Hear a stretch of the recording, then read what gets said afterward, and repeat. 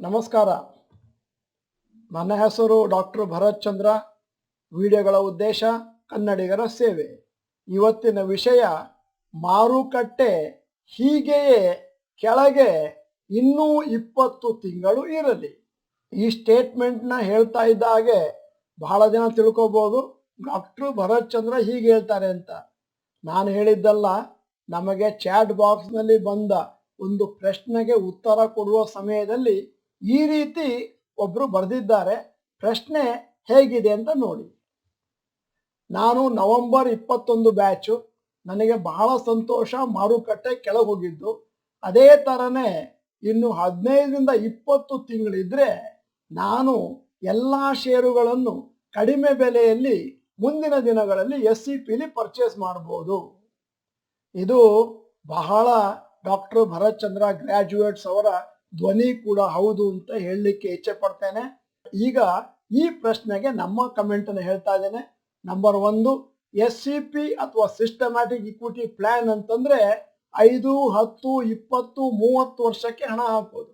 ಮತ್ತೆ ಎರಡನೇದು, ಮತ್ತೆ ನೀವು ಮಧ್ಯದಲ್ಲಿ ಷೇರುಗಳನ್ನು ಸೇಲ್ ಮಾಡೋದು, ಬೈ ಮಾಡೋದು ಮಾಡಿದ್ರೆ ಅದಕ್ಕೆ ಶಾರ್ಟ್ ಟರ್ಮ್ ಟ್ರಾನ್ಸಾಕ್ಷನ್ ಅಂತ ಹೇಳ್ತಾರೆ. ಅಲ್ಲಿಗೆ ನಿಮಗೆ ಕಾಂಪೌಂಡಿಂಗ್ ಬೆನಿಫಿಟ್ ಸಿಕ್ಕುವುದಿಲ್ಲ. ಮೂರನೇದಾಗಿ, ಯಾವುದಾದ್ರೂ ಒಂದು ಷೇರು ಚೆನ್ನಾಗಿದ್ರೆ ಅದನ್ನು ಲಾಂಗ್ ಟರ್ಮ್ ಇಟ್ಕೊಳ್ಳಿ. ಮಾರಬೇಕು ಅಂತಂದ್ರೆ ಆ ಕಂಪನಿಯ ಪರ್ಫಾರ್ಮೆನ್ಸ್ ಕಮ್ಮಿ ಆಗ್ತಾ ಇರಬೇಕು. ಇಲ್ಲ ನಿಮಗೆ ದುಡ್ಡು ಬೇಕು ಮಕ್ಕಳ ವಿದ್ಯಾಭ್ಯಾಸ, ಮದುವೆಗೆ, ಮನೆಗೆ ಅಥವಾ ರಿಟೈರ್ಮೆಂಟ್ಗೆ, ಇಲ್ಲದಿದ್ರೆ ಲಾಂಗ್ ಟರ್ಮಿಗೆ ಹಾಗೆ ಇಟ್ಕೊಂಡ್ಬಿಡಿ. ಈಗ ಎರಡನೆಯ ಪ್ರಶ್ನೆ, ಸರ್ ಝೀರೋದ ಅಪ್ಸ್ಟಾಕ್ಸ್ ಗ್ರೋ ಆ್ಯಪ್ನಲ್ಲಿ ಷೇರುಗಳನ್ನು ತಗೋಬೇಕು ಅಂತ ಹೇಳ್ತೀರಿ, ನಾನು ಡೈರೆಕ್ಟ್ ಆಗಿ ತೊಗೊಳಕ್ಕಾಗಲ್ವಾ? ನಮ್ಮ ಕಮೆಂಟ್, ಷೇರು ಮಾರುಕಟ್ಟೆಯಲ್ಲಿ ನೀವು ಷೇರುಗಳನ್ನು ಸ್ಟಾಕ್ ಬ್ರೋಕರ್ ಮುಖಾಂತರನೇ ತಗೊಳ್ಬೇಕು, ಸ್ಟಾಕ್ ಎಕ್ಸ್ಚೇಂಜಲ್ಲೇ ತಗೊಳ್ಬೇಕು. ಡೈರೆಕ್ಟ್ ಆಗಿ ನೀವು ಯಾವುದೋ ಕಂಪನಿಗೆ, ಇನ್ಫೋಸಿಸ್, TCSಗೆ ಕೊಡಿ ಅಂತ ಕೇಳಲಿಕ್ಕಾಗಲ್ಲ. ಹೇಗೆ ಅಂತಂದ್ರೆ, ನೀವು ಮೆಡಿಕಲ್ ಶಾಪ್ ಹೋಗಿ ಔಷಧಿಗಳನ್ನು ತಗೊಳ್ತೀರಿ ಅಂದರೆ ಔಷಧಿ ಕಂಪನಿಗಳಿಂದ ಡೈರೆಕ್ಟ್ ಆಗಿ ಪರ್ಚೇಸ್ ಮಾಡ್ತಾ ಇಲ್ಲ. ಆದ್ದರಿಂದ ನಿಮ್ಮಲ್ಲಿ ಡಿಮೆಟ್ ಅಕೌಂಟು ಕಡ್ಡಾಯ, ಮತ್ತೆ ಷೇರು ಮಾರುಕಟ್ಟೆಯಲ್ಲಿ ಕೊಳ್ಳೋದು, ಬೈ ಮಾಡೋದು ಕಡ್ಡಾಯ. ಬಹಳ ಜನಕ್ಕೆ ಆಶ್ಚರ್ಯ ಆಗ್ಬೋದು, ಇದೇನು ಡಾಕ್ಟರ್ ಭರತ್ ಚಂದ್ರ ಸುಮಾರು ಪ್ರಶ್ನೆಗಳನ್ನು ಮುಂದಿಟ್ಕೊಂಡು ಉತ್ತರ ಕೊಡ್ತಾರೆ ಅಂತ. ನಾವು ವಾರ ವಾರ ಪ್ರಶ್ನೆಗಳಿಗೆ ಉತ್ತರ ಕೊಡುವ ಸೆಷನ್ ಅಂತ ಮಾಡ್ತೇವೆ. ಅಲ್ಲಿ 30 ನಿಮಿಷದಲ್ಲಿ ಏನು ಪ್ರಶ್ನೆಗಳಿಗೆ ಉತ್ತರ ಕೊಡ್ಬೋದು ಅದನ್ನ ಕೊಡ್ತೇವೆ. ಮತ್ತೆ ಉಳಿದುದ್ರಲ್ಲಿ ಉತ್ತಮವಾದ ಪ್ರಶ್ನೆಗಳನ್ನು ಆಯ್ಕೆ ಮಾಡಿಕೊಂಡು ಉತ್ತರ ಕೊಡ್ತೇವೆ, ಎಲ್ಲರಿಗೂ ಬೆನಿಫಿಟ್ ಆಗುತ್ತೆ ಅನ್ನೋ ಉದ್ದೇಶದಿಂದ. ಮುಂದಿನ ಪ್ರಶ್ನೆ, ಸರ್ ನಾನು 32 ವರ್ಷ, ಒಬ್ಬ ಸರ್ಕಾರಿ ನೌಕರರಲ್ಲಿ NPS ಇದೆ. ಈಗ ನಾನು ಶೇರ್ನಲ್ಲಿ ದುಡ್ಡು ಹಾಕೋದು ಎಷ್ಟು ಒಳ್ಳೆಯದು ಹೇಳಿ? ನಮ್ಮ ಕಮೆಂಟು, NPS ಸರ್ಕಾರಿ ನೌಕರರಿಗೆ ಕಡ್ಡಾಯ. ಅಲ್ಲಿರುವ ಹಣದಲ್ಲಿ NPS ನಲ್ಲಿ 30ರಿಂದ 50% ಶೇರ್ನಲ್ಲಿ ಹಾಕ್ತಾರೆ. ಅದರಿಂದಾಗಿ ನಿಮಗೆ ಬೇರೆ ಕಡೆಗಿಂತ ಜಾಸ್ತಿ ಬಂದು 9ರಿಂದ 11% ಲಾಂಗ್ ಟರ್ಮ್ ಅಲ್ಲಿ ಸಿಗುತ್ತೆ. NPS ನ ನೀವು 60 ವರ್ಷದವರೆಗೆ ಹಾಗೆ ಇಟ್ಕೊಳ್ಬೇಕು. ಆಮೇಲೆ 60 ವರ್ಷದ ಮೇಲೆ ರಿಟೈರ್ ಆದ್ಮೇಲೆ 60% ಅನ್ನು ಹಿಂದೆ ತೆಗೆಯಬಹುದು, 40% ಅನ್ನು ಅಲ್ಲಿಯೇ ಇಡಬೇಕು. ಮತ್ತೆ ಆನ್ಯುಟಿ ತರ ನಿಮಗೆ ಸ್ವಲ್ಪ ದುಡ್ಡನ್ನು ಕೊಡ್ತಾ ಹೋಗ್ತಾರೆ. ಆದ್ದರಿಂದ ನಮ್ಮ ಸಲಹೆ, ನೀವು ಒಂದು 10% ಏನೋ NPS ನಲ್ಲಿ ಹಾಕ್ತೀರಿ, ಉಳಿದ ಹಣದಲ್ಲಿ ಸ್ವಲ್ಪ ಹಣವನ್ನು ನೀವು ಷೇರು ಮಾರುಕಟ್ಟೆಯಲ್ಲಿ ಹಾಕೋದ್ರಿಂದ ಜೀವನದಲ್ಲಿ ಬೇರೆ ಬೇರೆ ಘಟನೆಗಳಿಗೆ ಒಂದಷ್ಟು ದುಡ್ಡು ಒದಗಿ ಬರುತ್ತೆ. ಮುಂದಿನ ಪ್ರಶ್ನೆ, ಸರ್ ನನಗೆ 27 ವರ್ಷ. ನಿಮ್ಮ ವಿಡಿಯೋಗಳನ್ನು ನೋಡಿದ ಮೇಲೆ ನಾನು SEP ಪ್ರಾರಂಭ ಮಾಡಿದ್ದೇನೆ.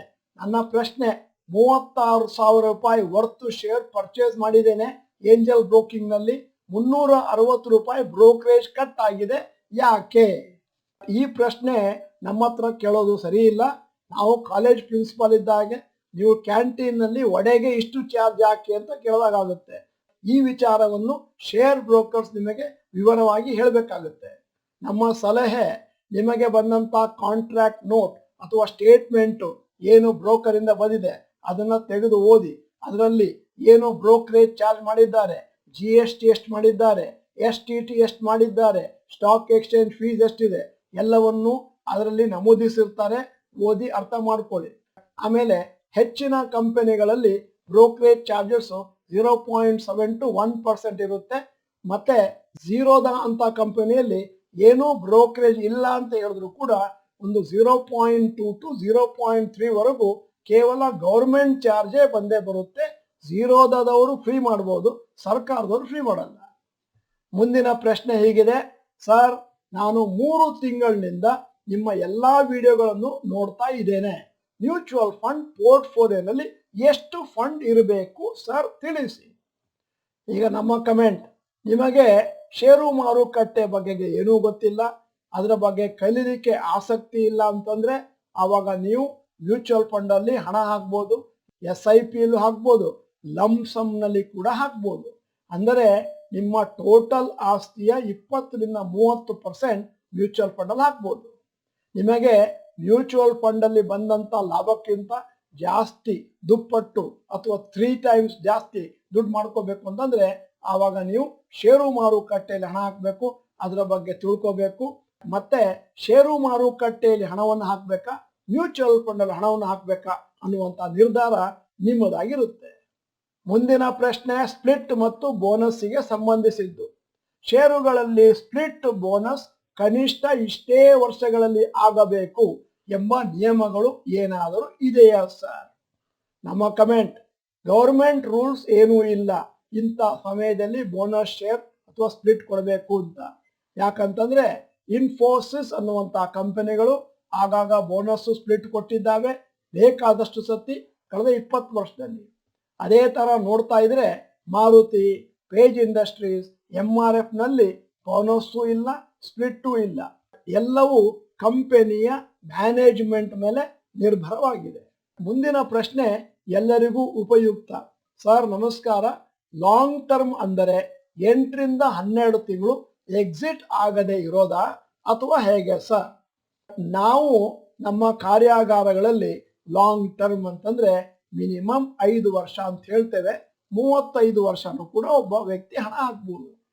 ಆದರೆ ಲಾಂಗ್ ಟರ್ಮ್ ಅಂತ ಡಿಸೈಡ್ ಆಗೋದು ಯಾವುದರಲ್ಲಿ ಅಂತಂದ್ರೆ ನಿಮ್ಮ ರಿಟೈರ್ಮೆಂಟ್ ಯಾವಾಗ ಬರುತ್ತೆ, ಮಕ್ಕಳ ಎಜುಕೇಶನ್ಗೆ, ಮದುವೆಗೆ ಯಾವಾಗ ದುಡ್ಡು ಬೇಕಾಗುತ್ತೆ ಇತ್ಯಾದಿಗಳನ್ನು ಗಮನಿಸಿದ ಮೇಲೆ. ಶಾರ್ಟ್ ಟರ್ಮ್ ಅಂತಂದ್ರೆ ಕೆಲವು ವಾರಗಳಿಂದ ಕೆಲವು ತಿಂಗಳುಗಳು. ಮತ್ತೆ ನಮಗೆ ಗೊತ್ತಿದ್ದ ಹಾಗೆ ಲಾಂಗ್ ಟರ್ಮ್ ನಲ್ಲಿ ಬೇಕಾದಷ್ಟು ದುಡ್ಡು ಬರುತ್ತೆ, ಶಾರ್ಟ್ ಟರ್ಮ್ ನಲ್ಲಿ ಬಹಳ ಕಮ್ಮಿ ದುಡ್ಡು ಬರುತ್ತೆ. 10 ಬೆಸ್ಟ್ ಮೊನಾಪೊಲಿ ಸ್ಟಾಕ್ಗಳ ಬಗ್ಗೆ ವಿಡಿಯೋ ಮಾಡಿ ಸರ್. ನಮ್ಮ ಕಮೆಂಟು, ಈಗಾಗಲೇ ಈ ವಿಚಾರವಾಗಿ ನಾವು ವಿಡಿಯೋ ಮಾಡಿದ್ದೇವೆ. 10 ಅಲ್ಲ 14 ಮೊನಾಪೊಲಿ ಷೇರುಗಳು ಅಂತ. ನೀವು ಯೂಟ್ಯೂಬ್ ನಲ್ಲಿ ಸರ್ಚ್ ಕಾಲಮ್ ನಲ್ಲಿ ಮೊನಾಪೊಲಿ ಡಾಕ್ಟರ್ ಭರತ್ ಚಂದ್ರ ಅಂತ ಹೊಡೆದ್ರೆ ಆ ಎಲ್ಲಾ ವಿಡಿಯೋಗಳು ಮೇಲಕ್ಕೆ ಬರ್ತವೆ. ಮುಂದಿನ ಪ್ರಶ್ನೆ ಸ್ಟಾಪ್ ಲಾಸ್ಗೆ ಸಂಬಂಧಿತ, ಎಲ್ಲರಿಗೂ ಬೆನಿಫಿಟ್ ಆಗುವಂತಹದ್ದು. ಸ್ಟಾಪ್ ಲಾಸ್ ಹಾಕುವುದು ಹೇಗೆ? ಲಾಂಗ್ ಟರ್ಮ್ ಇನ್ವೆಸ್ಟ್ಮೆಂಟ್ ಮಾಡುವವರು ಸ್ಟಾಪ್ ಲಾಸ್ ಹಾಕಲೇಬೇಕಾ ಸರ್? ಕರೆಕ್ಟ್ ಆಗಿ ಪ್ರಶ್ನೆ ಕೇಳಿದಿರಿ.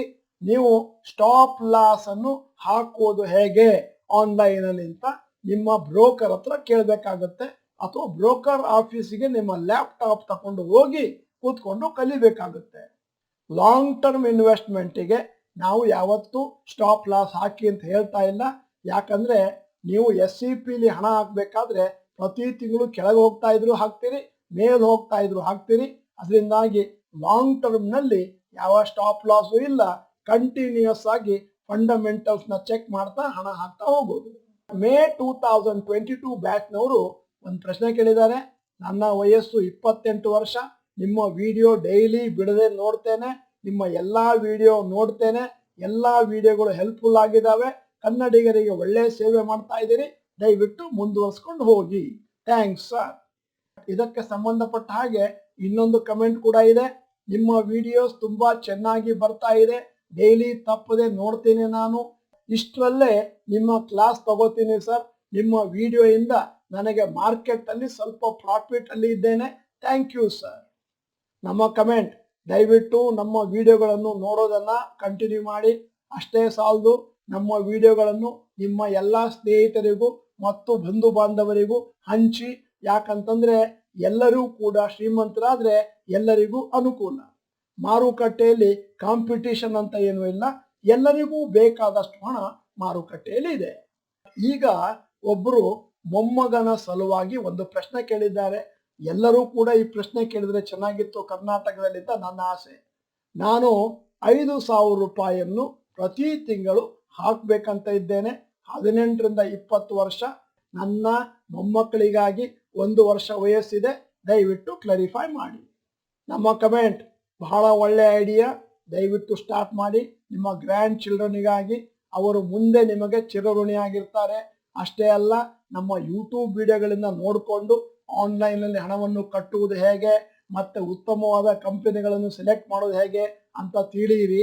ಅಷ್ಟೇ ಅಲ್ಲ, ಈ ನಾಲೆಜನ್ನು ನಿಮ್ಮ ಮಕ್ಕಳಿಗೆ ಮತ್ತು ಮೊಮ್ಮಕ್ಕಳಿಗೆ ಹೇಳ್ಕೊಟ್ಬಿಡಿ. ಮುಂದಿನ ದಿನಗಳಲ್ಲಿ ಬ್ಯಾಂಕಿನಲ್ಲಿ ಡಿಪಾಸಿಟ್ ಇಡುವ ಬದಲು ಈ ರೀತಿ ಮಕ್ಕಳಿಗೆ SVPಯಲ್ಲಿ ಹಾಕಿದ ಹಣ ಕೊಡೋದು ಎಷ್ಟೋ ಲಾಭಕರ.